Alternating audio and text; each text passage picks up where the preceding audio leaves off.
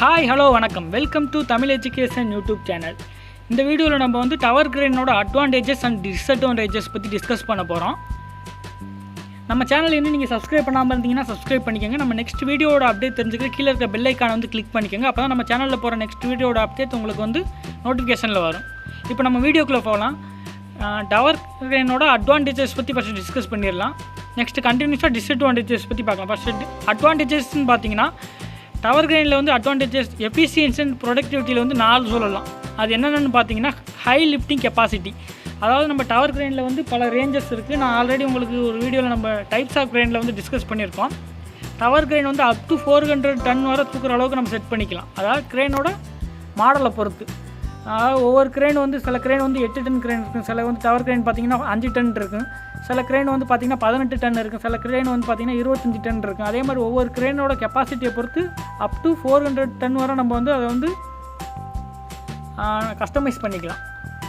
அதனால் நம்ம வந்து அதை லிஃப்டிங் கெப்பாசிட்டின்னு பார்த்தீங்கன்னா நம்ம ஹை லெவலில் இருக்குது. நெக்ஸ்ட்டு பார்த்திங்கன்னா டவர் கிரேனில் ஒரு இடத்துலேருந்து இன்னொரு இடத்துக்கு வந்து நம்ம லோடை எடுத்து ப்ளேஸ் பண்ணுறதுக்கான ஸ்பீடு பார்த்திங்கன்னா நம்ம ஈஸியாக இருக்குது.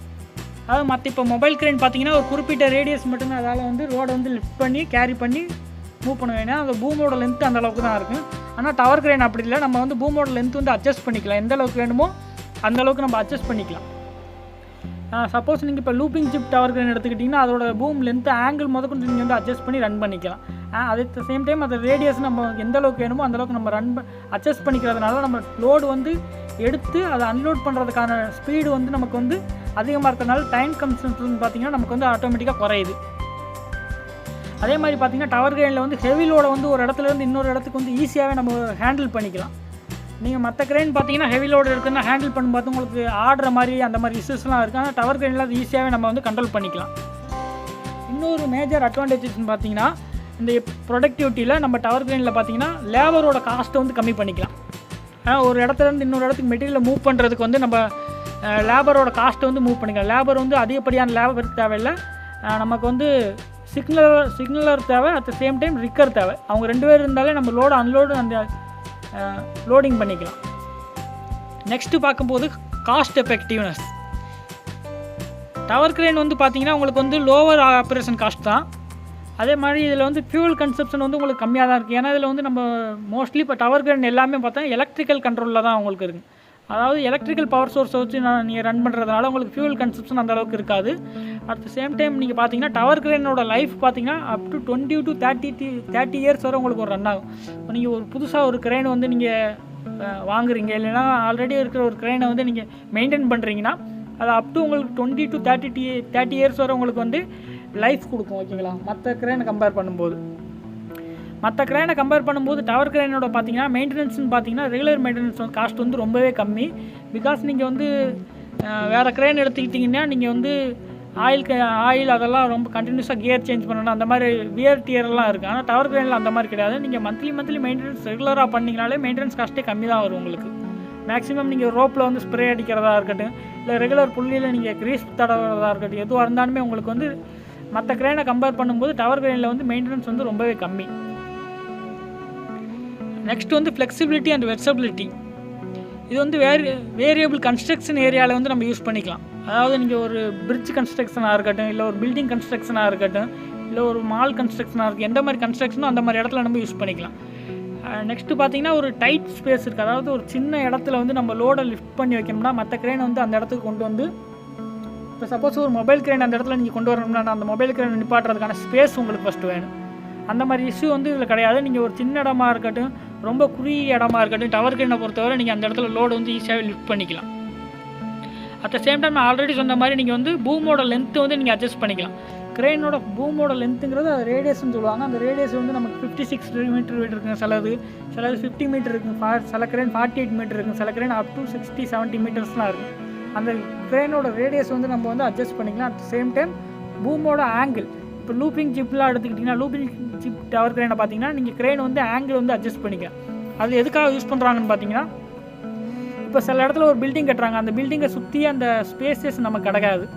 அதாவது இப்போ normal hammer cut tower crane வந்து அந்த இடத்துல யூஸ் பண்ண முடியாது. பிகாஸ் அதை அந்த பில்டிங்கை சுற்றி ஏகப்பட்ட பில்டிங்ஸ்லாம் இருக்குது. அந்த பில்டிங்ஸோட ஹைட் வந்து இது அஃபெக்ட் ஆகும். அந்த மாதிரி நேரத்தில் நம்ம looping zip tower crane use பண்ணோம்னா நம்ம அதோட ஆங்கிள் அட்ஜஸ்ட் பண்ணி பக்கத்தில் உள்ள பில்டிங்ஸில் வந்து டச் பண்ணாத மாதிரி நம்ம இந்த க்ரேனை வந்து நம்ம யூஸ் பண்ணிக்கலாம். அதே மாதிரி நம்ம இப்போ ஒரு 30 ஃப்ளோர் 50 ஃப்ளோர் நம்ம ஒரு பில்டிங் கன்ஸ்ட்ரக்ட் பண்ணுறாங்க. அப்போ அந்த பில்டிங்கில் வந்து நம்ம வந்து ஒரு லோடை வந்து இப்போ செகண்ட் ஃப்ளோர்லேருந்து 15th ஃப்ளோர் கொண்டு போகணும். 15th ஃப்ளோர்லேருந்து ஃபஸ்ட் ஃப்ளோருக்கு நம்ம வந்து லோடு எடுத்துகிட்டு போகணும். அப்படி பார்த்தா நம்ம ஹைட் வேரியேஷன் நமக்கு வந்து இந்த டவர் கிரேனை பொறுத்த வரைக்கும் உங்களுக்கு எந்த ஒரு அஃபெக்ட்டுமே ஆகாது. Easy to run. ஓகேங்களா. நெக்ஸ்ட்டு சேஃப்டி ஃபீச்சர்ஸ் பார்த்தீங்கன்னா ஸ்டேபிள் அண்ட் செக்யூர் ஆப்ரேஷன்.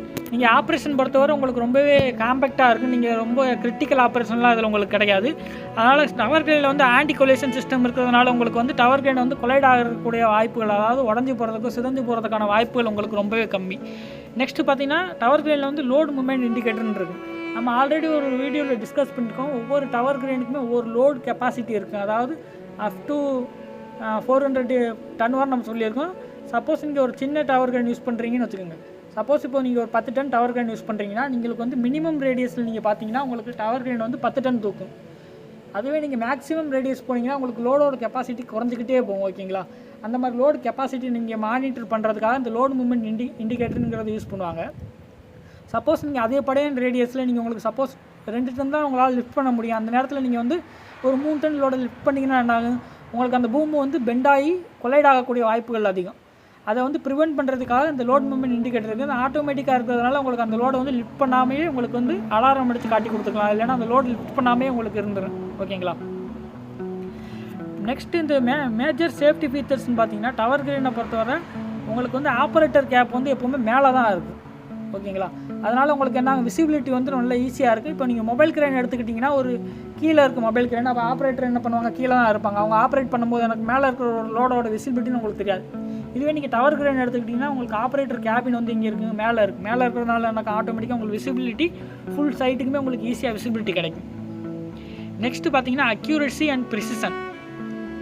நீங்கள் டவர் கிரேனை பொறுத்தவரை ப்ரிசிஷன் லோட் பிளேஸ்மெண்ட், அதாவது நம்ம ஒரு லோடை எடுத்து இன்னொரு இடத்துல வந்து ஈஸியாகவே பிளேஸ் பண்ணலாம் with help of signaller and ரிக்கரோட ஹெல்ப்போட. சிக்னல் உங்களுக்கு கரெக்டாக கிடச்சிச்சுன்னா ஒரு லோடு எடுத்து அவங்களுக்கு தேவைப்படுற இடத்துல கரெக்டாகவே நீங்கள் பிளேஸ் பண்ணிடலாம். இதே மொபைல் கிரேனில் நீங்கள் அந்த மாதிரி பண்ண முடியாது. ஏன்னா நீங்கள் வந்து விசிபிலிட்டி உங்களுக்கு கம்மியாக இருக்குது. பிகாஸ் உங்களுக்கு ஆப்ரேட்டர் கேபின் வந்து உங்களுக்கு கீழே இருக்குது. அதனால் உங்களுக்கு இந்த பிரச்சனை வரும். நெக்ஸ்ட்டு பார்த்தீங்கன்னா உங்களுக்கு வந்து விசிபிலிட்டி நல்லா கிளியராக இருக்கிறதுனால உங்களுக்கு வந்து ஆக்சிடெண்ட்டை வந்து ரெடியூஸ் பண்ணிக்கலாம். ஓகேங்களா. அந்த ஆக்சிடென்ட் ரிஸ்க் வந்து உங்களுக்கு ரொம்பவே கம்மி. அதே மாதிரி நீங்கள் கண்ட்ரோல் பண்ணுறதும் உங்களுக்கு ஈஸியாக இருக்கும். நெக்ஸ்ட்டு பார்த்தீங்கன்னா ஸ்பேஸ் சேவிங் டிசைன். இப்போ நீங்கள் டவர் கிரேன் இப்போ எடுத்துக்கிட்டிங்கன்னா உங்களுக்கு ஒரு குறிப்பிட்ட ஸ்கொயர் ஃபீட்டுக்குள்ளேயே நீங்கள் வந்து அதோட ஃபுல் கன்ஸ்ட்ரக்ஷனுமே நீங்கள் கன்ஸ்ட்ரக்ட் பண்ணிக்கலாம். இப்போ நீங்கள் ஒரு 1600 mm square feet 1000 metre square ஃபீட்டில் நீங்கள் பண்ணுறீங்கன்னா அந்த ஸ்கொயருக்குள்ளேயே நீங்கள் வந்து டவர் கிரேனை வந்து இன்ஸ்டால் பண்ணிடலாம். ஓகேங்களா. நான் ஒரு எக்ஸாம்பிள் தான் சொல்கிறேன். நீங்கள் அதோட கம்மியாக தான் உங்களுக்கு வரும். ஒவ்வொரு டவர் கிரேனை பொறுத்து அதோட கெப்பாசிட்டியை பொறுத்து அதோட ஸ்பேஸ் ஆக்குப்பை வந்து உங்களுக்கு அதிகமாகிக்கிட்டே இருக்கும். ஓகேங்களா. அதனால் பார்த்தீங்கன்னா உங்களுக்கு ஸ்பேஸ் சேவிங் வந்து இது. அதுவே நீங்கள் மொபைல் கிரேன் எடுத்துக்கிட்டிங்கன்னு வச்சுக்கோங்க, அது வந்து நிப்பாட்டுறதுக்கு ஒரு இடம் வேணும், அதோட ஹோல்ட் பண்ணி வைக்கிறதுக்கு, அதோட லெக்கை ஹோல்ட் பண்ணுறதுக்கு ஒரு இடம் வேணும். அந்த மாதிரி இஷ்யூ வந்து உங்களுக்கு டவர் கிரேனில் கண்டிப்பாக கிடையவே கிடையாது. அதனால தான் நம்ம வந்து டவர் கிரேன் வந்து மோஸ்ட்லி கன்ஸ்ட்ரக்ஷன் ஏரியாவில் ப்ரிப்பேர் பண்ணுவாங்க. இதோட ஸ்டோரேஜ் ரெக்யூர்மெண்ட் ரொம்பவே கம்மி. இப்போ நீங்கள் ஒன்ஸ் இன்ஸ்டால் பண்ணிட்டீங்கன்னா வேறு வந்து உங்களுக்கு எக்ஸ்ட்ரா ஸ்டோரேஜ் யூனிட்னு இதுக்கு தேவைப்படாது. ஏன்னா பிகாஸ் உங்களுக்கு மோட்டராக இருக்கட்டும், ரோப்பாக இருக்கட்டும், ரோப்போட ட்ரம்மாக இருக்கட்டும், எல்லாமே உங்களுக்கு வந்து மேலே வந்து ஸ்டோர் ஆகிடும். அதனால் உங்களுக்கு வந்து தரையில் வந்து உங்களுக்கு எந்த ஒரு அஃபெக்ட்டுமே இருக்காது ஸ்டோரேஜை பொறுத்தவரை. அட் த சேம் டைம் இது வந்து ஒரு டிரான்ஸ்போர்ட்டேஷனை பொறுத்தவரை ஒரு இடத்துலேருந்து இன்னொரு இடத்துக்கு மூவ் பண்ணுறது ரொம்பவே ஈஸி. இது உங்களுக்கு டிஸ்அட்வான்டேஜஸில் ஒன்று வரும். அது என்ன டிஸ்அட்வான்டேஜ் வரையில் இந்த டிரான்ஸ்போர்ட்டேஷனில் என்ன வந்து இஷ்யூ வருதுன்னு நம்ம டிஸ்கஸ் பண்ணுவோம். மற்றபடி நீங்கள் டவர் கிரேனோட மாஸ்டாக இருக்கட்டும், செக்ஷனாக இருக்கட்டும், எல்லாத்தையும் ஒரு இடத்துலேருந்து இன்னொரு இடத்துக்கு மூவ் பண்ணுறது வந்து ரொம்பவே ஈஸி வித் சேஃப்டி ரெக்யூர்மெண்ட்டை பொறுத்து. நெக்ஸ்ட் என்விரான்மெண்டல் பெனிஃபிட்ஸை பொறுத்தவரை நம்ம ஒரு 3 டைப்பாக சொல்லலாம். அது என்னென்னு பார்த்தீங்கன்னா நாய்ஸ் பொல்யூஷன் வந்து ரொம்பவே கம்மி. பிகாஸ் எல்லா மோட்டர்ஸுமே மேலே தான் இருக்குது. அதனால் கீழே இருக்கிறவங்களுக்கு அந்தளவு நாய்ஸ் பொல்யூஷன் உங்களுக்கு கிடைக்காது. அதே மாதிரி எமிஷன் வந்து ரொம்பவே கம்மி. ஏன்னா பிகாஸ் இது ஃபுல் அண்ட் ஃபுல் வந்து பார்த்தீங்கன்னா நீங்கள் வந்து எலக்ட்ரிக்கல் கண்ட்ரோலில் தான் நம்ம ஆப்ரேட் பண்ணுறோம். அதே மாதிரி விசுவல் இம்பெக்ட் நமக்கு வந்து அதிகமாக கிடைக்காது. ஏன்னா நமக்கு ஃபுல் அண்ட் ஃபுல் விசுவல் வந்து நல்லாவே தெளிவாகவே இருக்கும். ஏன்னா ஆப்ரேட்டர் வந்து ஃபுல் அண்ட் ஃபுல் மேலே உட்காந்து தான் ஆப்ரேட் பண்ணுறாங்க. அதனால் உங்களுக்கு விசுவல் ஃபுல்லாகவே இருக்கிறதுனால விசுவல்னால் ஏற்படக்கூடிய உங்களுக்கு ப்ராப்ளம் வந்து ஆப்ரேட் பண்ணும்போது எந்த ஒரு ப்ராப்ளமே உங்களுக்கு அஃபெக்ட் பண்ணாது. அதர் அட்வான்டேஜஸ்ன்னு பார்த்தீங்கன்னா நீங்கள் டவர் கிரேனை பொறுத்தவரை விசிபிலிட்டி வந்து நமக்கு நல்லாவே அதிகமாக இருக்கிறதுனால நமக்கு வந்து மேனேஜ்மெண்ட்டில் வந்து எந்த ஒரு பிரச்சனையுமே நமக்கு கிடையாது. அதுமாதிரி இன்க்ரீஸ் அசஸ்பிலிட்டி, அதாவது நமக்கு விசிபிலிட்டி அதிகமாக இருக்கிறதுனால நமக்கு வந்து ஒரு டவர் கிரேனில் ஒரு இடத்துலேருந்து இன்னொரு இடத்துல அக்சஸ் பண்ணுறதுக்கான நமக்கு வந்து கெப்பாசிட்டி வந்து அதிகம். அதேமாதிரி ரிஸ்க்கை வந்து நம்ம ரெடியூஸ் பண்ணிக்கலாம். அதேமாதிரி நெக்ஸ்ட்டு பார்த்தீங்கன்னா மெட்டீரியல் ஹேண்ட்லிங் வந்து நமக்கு ரொம்பவே ஈஸி. டவர் கிரேனை பொறுத்தவரை மற்ற கிரேனை கம்பேர் பண்ணும்போது மெட்டீரியல் ஹேண்ட்லிங்கிறது ரொம்பவே ஈஸி. ஏன்னா ஒரு இடத்துல இருந்து எடுக்க போகிறோம், எடுத்து இன்னொரு இடத்துல நம்ம வந்து அன்லோட் பண்ண போகிறோம். இதில் இடைப்பட்டில் உங்களுக்கு எந்த ஒரு டிஸ்டர்பன்ஸ் இல்லாதனால ரொம்பவே ஈஸியான மெத்தடு. இப்போ டவர் கிரேனோட டிஸ்அட்வான்டேஜஸ் பார்க்கும்போது, டிஸ்அட்வான்டேஜஸ் எதனால் வரும்னா, இப்போ நம்ம ப்ரீவியஸாக பார்த்த அட்வான்டேஜஸ் ஸ்டெப்ஸை, அதாவது சேஃப்டி மெஷர்மெண்ட்டை நம்ம ஃபாலோ பண்ணாமல் இருந்தால் மட்டும்தான் நமக்கு டிஸ்அட்வான்டேஜஸ் வந்து டவர் கிரேனை பொறுத்தவரை நமக்கு சேஃப்டியில் வந்து அஃபெக்ட் பண்ணும். மற்றபடியும் பார்த்தீங்கன்னா மற்றபடி உங்களுக்கு காஸ்ட் வைஸ் கொஞ்சம் டிஸ்அட்வான்டேஜஸ் இருக்குது, அதை கண்டிப்பாக நம்ம அப்படியே டிஸ்கஸ் பண்ணுவோம். மற்றபடி பார்த்திங்கன்னா நம்ம சேஃப்டி மெஷர்மெண்ட் வந்து ஏதாவது ஃபெயிலியர் ஆனால் மட்டும்தான் நமக்கு வந்து டிஸ்அட்வான்டேஜஸ் வந்து இங்கே வந்து ப்ளேஸ் பண்ணும். இப்போ டிஸ்அட்வான்டேஜஸ் என்னென்னலாம் பார்த்துடலாம். ஃபஸ்ட் சேஃப்டி அண்ட் ரிஸ்கில் என்னென்னலாம் இருக்குதுன்னு பார்த்தீங்கன்னா, நம்ம டவர் கிரேன் வந்து உடஞ்சி போகிறது, சிதஞ்சு போகிறதுக்கான வாய்ப்புகள் இருக்குது. ஓகேங்களா? அது எதனாலன்னு பார்த்தீங்கன்னா, பக்கத்தில் இருக்கிற ஒரு பில்டிங்கில் வந்து நம்ம சப்போஸ் கரெக்டாக ஆப்ரேட் பண்ணாமல் அவங்களோட கரெக்டான ட்ரைனிங் கொடுக்காதனால, சப்போஸ் லூப்பிங் ஜிப்னா நம்ம வந்து ஆங்கிள் அட்ஜஸ்ட் பண்ணுவோம், பூமை வந்து லென்த் ரேடியஸ் அட்ஜஸ்ட் பண்ணுவோம். அந்த மாதிரி நேரத்தில் சரியாக அட்ஜஸ்ட் பண்ணாமல் இருந்தீங்கன்னா பக்கத்தில் இருக்கிற ஒரு பில்டிங்கில் வந்து அது மோதக்கூடிய வாய்ப்புகள் இருக்கிறதுனால இது ஒரு ப்ராப்ளம் சொல்லலாம். இன்னொரு ப்ராப்ளம் என்னென்னு பார்த்தீங்கன்னா, இப்போ நீங்கள் ரோப்பாக இருக்கட்டும், அதில் யூஸ் பண்ண ஸ்லிங்கு லைக் பெல்ட்டாக இருக்கட்டும், செயின் ரோப்பாக இருக்கட்டும், நீங்கள் அதை வந்து சரியாக மெயின்டைன் பண்ணாமல் சப்போஸ் ஒரு டேமேஜ் ஆனதை யூஸ் பண்ணுறீங்கன்னு வச்சுக்கோங்க, நீங்கள் லோடு எடுத்துகிட்டு போகும்போது என்ன, லோடு வந்து மேலேருந்து கீழே அந்த ரோப்பை அந்து போகிறதி லோடு வந்து கீழே விழுகிறதுக்கான வாய்ப்புகள் அதிகம். அதனால் நீங்கள் வந்து ரோப்பாக இருக்கட்டும், இல்லை நீங்கள் டவர் கிரேன் ஆப்ரேட் பண்ணக்கூடியவங்களாக இருக்கட்டும், அதை வந்து ஆப்ரேட் பண்ணக்கூடியது சரியான மெயின்டெனன்ஸில் இருக்கணும். ஓகேங்களா?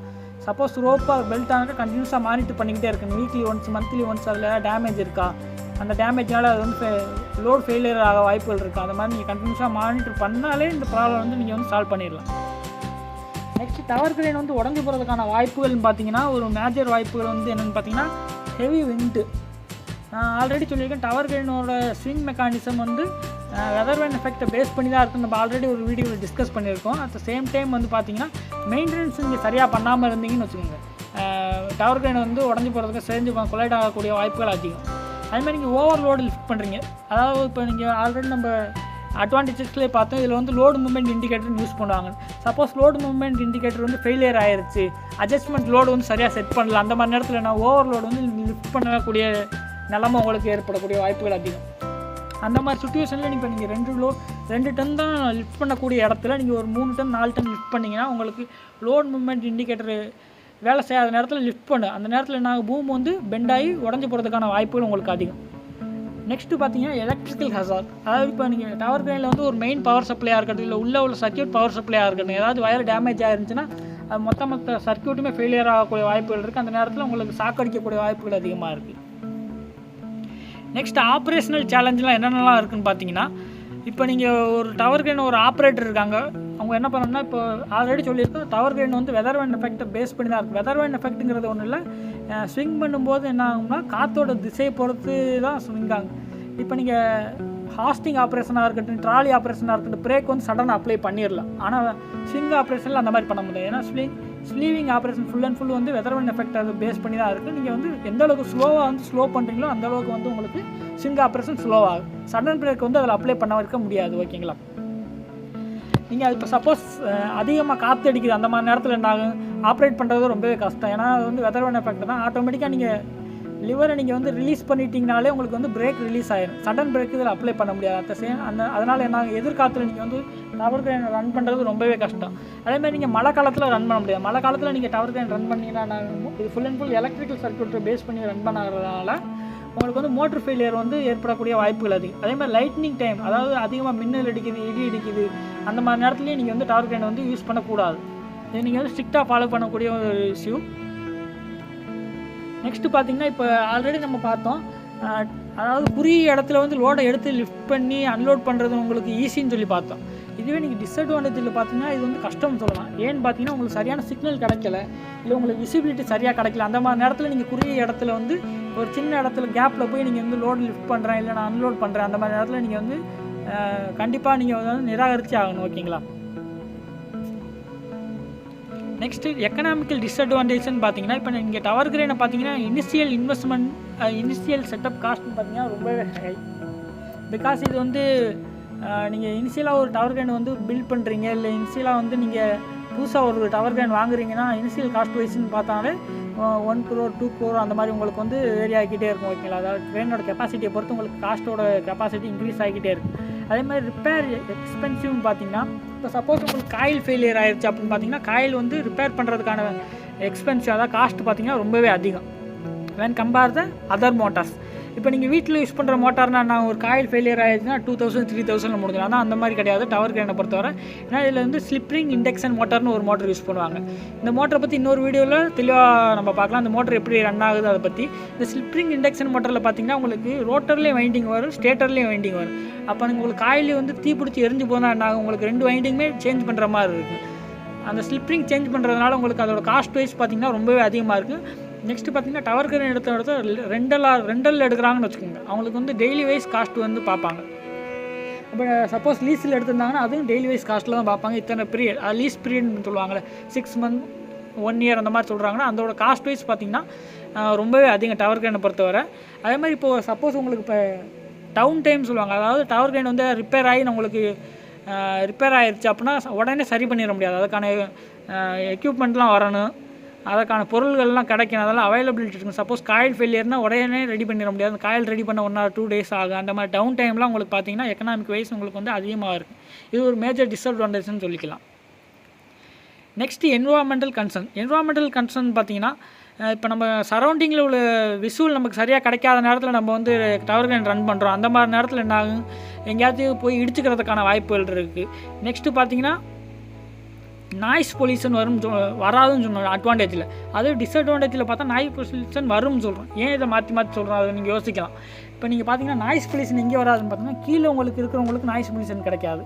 அதே மேலே தான் மோட்டர் இருக்கிறனால மேலே உங்களுக்கு இப்போ ஒரு பறவைகள் பறக்கிறதா இருக்கட்டும், இல்லை அந்த இடத்துல ஒரு ரேடார் இருக்கிறது, அந்த மாதிரி இடத்துல வந்து நாய்ஸ் பொல்யூஷன் வந்து உங்களுக்கு ரொம்பவே அஃபெக்ட் பண்ணும். ஓகேங்களா? நெக்ஸ்ட்டு லாஜிஸ்டிக்கல் சேலஞ்செலாம் ஒன்றும் இல்லை, அதாவது ஒரு டிரான்ஸ்போர்ட்டேஷன் தான் நம்ம லாஜிஸ்டிக்கல் சேலஞ்சுன்னு சொல்லுவோம்.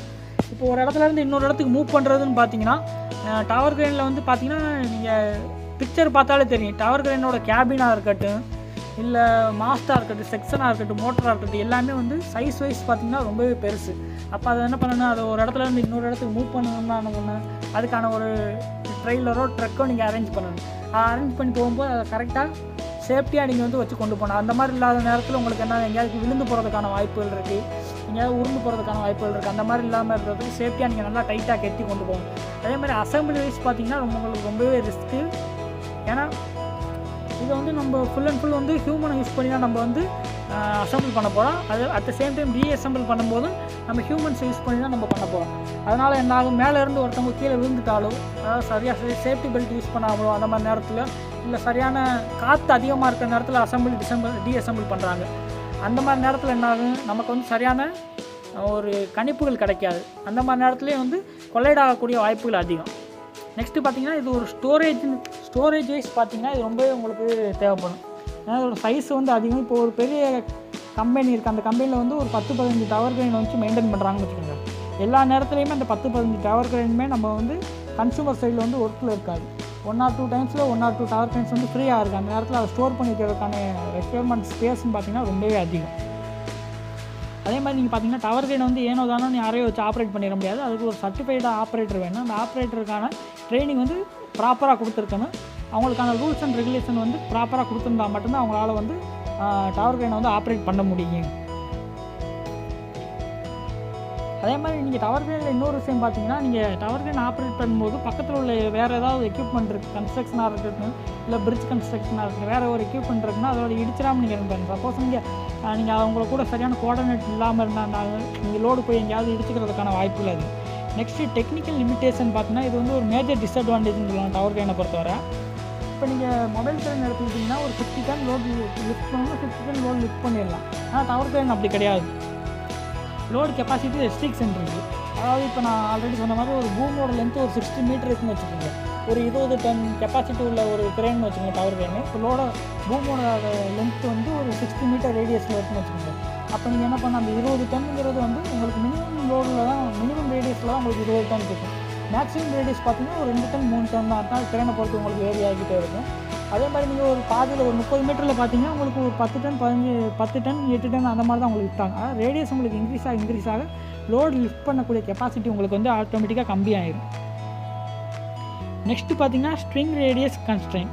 அது மாதிரி நீங்கள் ஸ்விங் பண்ணும்போது உங்களுக்கு ரொம்பவே மேஜர் அதுலேயும் சம்டைம்ஸ் என்ன பண்ணுவாங்க லிமிட் வந்து செட் பண்ணியிருப்பாங்க. சம்டைம் நீங்கள் ஸ்விங் பண்ணும்போது வெதர் எஃபெக்டை பேஸ் பண்ணியிருக்கிறதுனால உங்களுக்கு வந்து சடனாக வந்து பிரேக் பண்ண முடியாது. இந்த மாதிரி லிமிட்டேஷன்லாம் டவர் கிரேனில் இருக்குது. நெக்ஸ்ட்டு பார்த்தீங்கன்னா மோட்டர் ஸ்பீட் ஸ்கிப்பு. இது என்னென்னு பார்த்தீங்கன்னா இப்போ நீங்கள் வந்து ஒரு ஹாஸ்டிங் எடுத்துங்க. ஹாஸ்டிங் வந்து இப்போ எந்த ஒரு டவர் கிரேனாக இருக்கட்டும் மினிமம் ஸ்பீட், அதாவது லோ ஸ்பீட் ஹை ஸ்பீடுன்னு சொல்லுவாங்க மோட்டரை பொறுத்தவரை. லோ ஸ்பீடில் வந்து நீங்கள் வந்து பார்த்தீங்கன்னா ஒரு மினிமம் டைம் தான் ரெக்யூர்மெண்ட் இருக்குது. அதாவது ஒரு 10 செகண்ட் ரன் பண்ணணும், 15 செகண்ட் ரன் பண்ணணும்னு ஆல்ரெடி உங்களுக்கு இன்ஸ்ட்ரக்ஷன் கொடுத்துருப்பாங்க. அதேமாரி நான் இப்போ 10 செகண்ட் ரன் பண்ணக்கூடிய இடத்துல நான் வந்து 15 செகண்ட் 25 செகண்ட் ஃபஸ்ட் ஸ்லோ ஸ்பீட்லேயே ரன் பண்ணுறேன்னு வைங்க. உங்களுக்கு மோட்டர் ஹீட் ஆகி காயில் ஃபெயிலியர் ஆகக்கூடிய வாய்ப்புகள் இருக்குது. அதனால் நீங்கள் வந்து ஸ்பீடு வந்து கரெக்டான டைமில் ஸ்கிப் பண்ணி நெக்ஸ்ட் ஸ்பீடுக்கு போகணும். அதே மாதிரி நீங்கள் வந்து இப்போ நீங்கள் ஒரு ஸ்பீடு ஆப்ரேஷன் லாஸ்ட் ஸ்பீடில் நீங்கள் ஓட் போயிட்டு இருக்கீங்க, ஃபுல் ஸ்பீடில் ஓட்டிக்கிட்டு இருக்கீங்க, டக்குன்னு வந்து அதை வந்து ஸ்டாப் பண்ணவே கூடாது, டக்குன்னு பிரேக் அப்ளை பண்ணவே கூடாது. அந்த மாதிரி நேரத்தில் நான் ஒரு ஹெவி லோடு லிஃப்ட் பண்ணிக்கிட்டு இருக்கீங்க, டக்குன்னு பிரேக் போடுறதுனால என்ன ஆகும், அந்த சடன் இம்பேக்ட்னால அந்த லோடு வந்து மேலே வந்து கீழே விழுகிறதுக்கான வாய்ப்பு இல்லை அதிகம், ரோப் அந்து போகிறதுக்கான வாய்ப்பு இல்லை அதிகம். அதனால் இதெல்லாம் நீங்கள் வந்து முடிஞ்ச அளவுக்கு அவாய்ட் பண்ணிடுங்க. இந்த வீடியோவில் வந்து நம்ம டவர் கிரேனோட அட்வான்டேஜஸ் அண்ட் டிஸ்அட்வான்டேஜஸ் பற்றி டீட்டெயிலாக டிஸ்கஸ் பண்ணோம். இதில் உங்களுக்கு வேறு ஏதாவது டவுட் இருந்துச்சுன்னா நம்ம கமெண்ட்டில் சொல்லுங்கள். நெக்ஸ்ட் வீடியோவில் அதை பற்றி நம்ம டிஸ்கஸ் பண்ணலாம். நம்ம சேனல் இன்னும் நீங்கள் சப்ஸ்கிரைப் பண்ணாமல் இருந்தீங்கன்னா சப்ஸ்கிரைப் பண்ணிக்கோங்க. நெக்ஸ்ட் வீடியோட அப்டேட் தெரிஞ்சுக்கிற கீழே இருக்க பெல் ஐக்கானை வந்து கிளிக் பண்ணிக்கோங்க.